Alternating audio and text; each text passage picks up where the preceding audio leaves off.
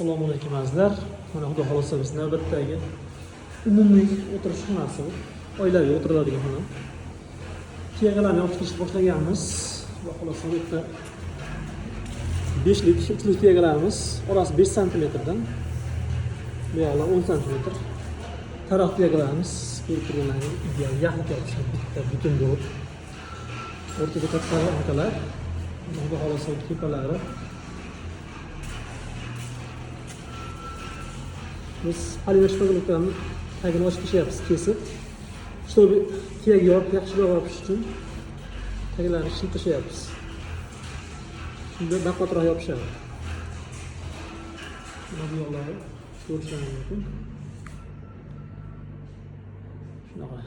Bu tomonlarimiz televizor bo'ladi. Bu tagida mebel bo'ladi. Shuning uchun tasini ko'tarib qo'yganmiz.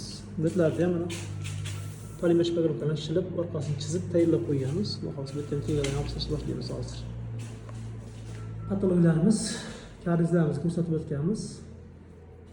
Bu tomon karnizlarimiz 20 ga 15 lik karniz, balandligi 20, tepasi peshonasi 15. Tepalari 10 lik bo'rt tuyaga bo'lgan.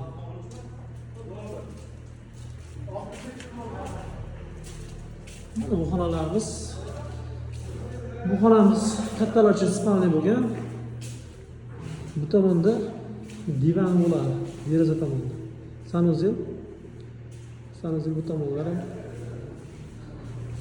Bu tomonda televizor bo'ladi. Televizor uchun joy, orqasi mebel bilan ochishga qilinadi. Xudo xolasa. Bizni kuzatishga omad bilan, xudo xolasa yangi videoda tashlab boramiz. Sog' bo'linglar, salomat bo'ling.